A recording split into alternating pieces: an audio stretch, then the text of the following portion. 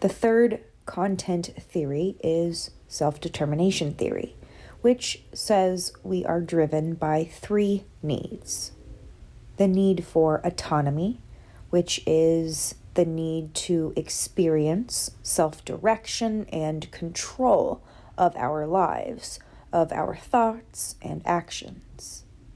According to cognitive evaluation theory, extrinsic rewards can reduce intrinsic motivation, especially for tasks that people once enjoyed without extrinsic motivators.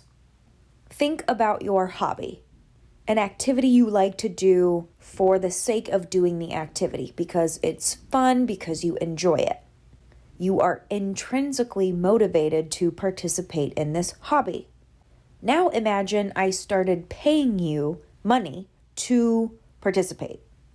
Once you start getting paid to do something that you once did for no pay, your brain evaluates that task as something you have to do, not something you want to do.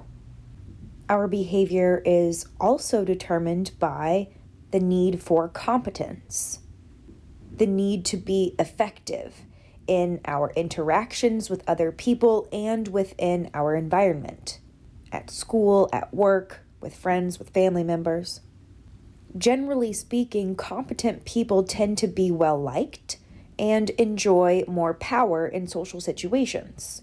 But too much competence can threaten other people who have high self-esteem.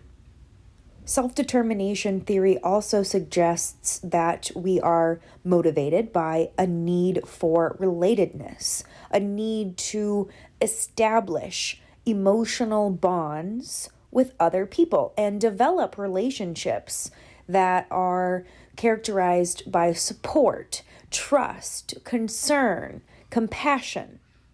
This need motivates people to join groups and learn from other people. If a person doesn't fulfill the need for relatedness, their self-esteem and mental health may suffer. Whenever possible, managers should try to enhance the intrinsic motivators within a job, because extrinsic motivators don't last as long. Once we remove the extrinsic motivators, people may not be as motivated to complete that task or activity.